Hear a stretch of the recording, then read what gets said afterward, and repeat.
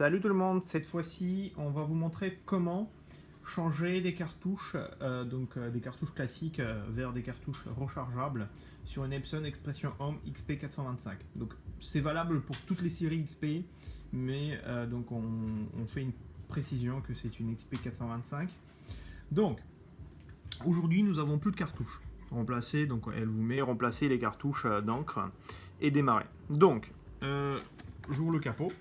Ensuite, je vois bien que mon capot, mon chariot, se trouve au positionnement de changement de cartouche.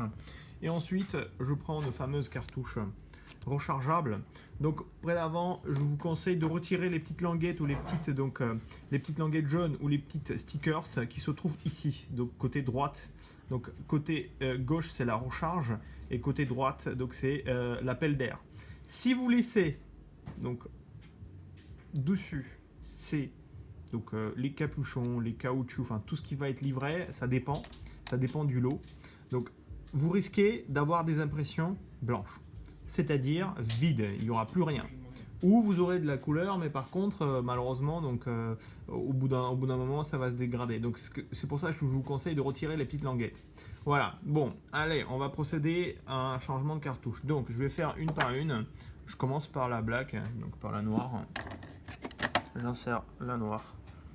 Ensuite la jaune, ensuite la rouge et ensuite la bleue. Donc on nous a dit, on nous a redit, on nous appelle tous les jours pour nous préciser que c'est pas détecté, etc., etc., etc. Faites pas de mélange, toujours des cartouches rechargeables, c'est-à-dire que vous mettez un lot de 4 et il faut que ça soit un lot de 4 qui soit installé dans l'imprimante. Sinon vous allez avoir un mélange des puces et l'imprimante ne saura plus comment, pourquoi et surtout où est-elle par rapport au niveau d'encre, et c'est pour ça qu'elle va vous faire des refus d'impression. Et surtout aussi, on nous a pas mal posé de questions. Là par exemple, soi-disant que je les ai bien tous placés, et non. Donc là je vais cliquer sur remplacer les cartouches et je vais avoir un message d'erreur parce que si vous regardez bien, cette cartouche là je ne l'ai pas insérée à fond. Donc pourquoi je ne l'ai pas inséré à fond, c'est pour vous montrer qu'on a pas mal d'appels pour nous dire que oui, la cartouche par exemple bleue n'est pas détectée, ou le cartouche jaune ou rouge ou les 4 directement. Pourquoi? Parce que les gens ils font pas attention, c'est qu'ici il y a un petit crochet et il faut bien appuyer jusqu'à ce que ça se clipse. Là c'est clipsé et je vérifie que les 4 ils sont au même niveau. Et donc je force sur les cartouches. Voilà, donc ensuite vous avez droit à fermer le capot. Bon, moi je vais pas le faire, je vais vous montrer ce qui se passe. Elle vous dit remplacer les cartouches et cliquez sur démarrer. Je clique, démarrer et c'est parti. Donc là elle me précise vérification de cartouche d'encre et donc on va attendre qu'elle vous accepte cela. Voilà, donc si vous pouvez constater sur l'écran nous avons remplacement de cartouche terminé. Les cartouches sont bien détectées. Et donc on va procéder au niveau d'encre, on va voir le niveau d'encre.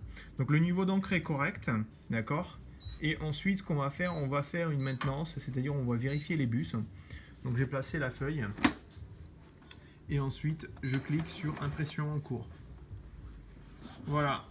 Donc là l'impression va être faite pour qu'on puisse regarder et surtout voir si les 4 couleurs, donc le noir, le jaune, le magenta et le bleu sortent très bien ou pas.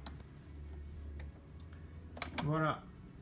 Bon, c'est normal, elle est un petit peu lente au départ, mais ensuite, ça va aller très bien. Bon, ce sont des petites imprimantes. Hein. Si vous allez tirer énormément d'impression, vous risquez d'abîmer la tête d'impression. Donc, pas plus de 1000 copies par mois. Plus de 1000 copies, il faut prendre une autre imprimante. Pour cela aussi, nous avons pas mal d'appels. On a pas mal de gens qui nous appellent pour nous dire oui, j'imprime, mais en fait ça me fait des traits, etc., etc. Et on leur demande de nous donner le compteur des pages. Et on s'aperçoit que les gens ils achètent des petites imprimantes et ils impriment énormément de pages, ce qui fait que la tête d'impression se fatigue et on n'a plus rien. C'est-à-dire qu'on n'a plus du tout la tête est presque morte. C'est-à-dire que cette imprimante-là, par exemple, elle est prévue pour 10 000 pages ou 12 000 pages.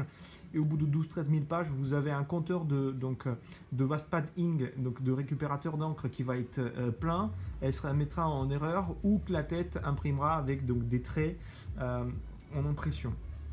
Voilà, donc là, attendez, hop, je vais vous montrer comment elle va faire une prise de papier. Voilà.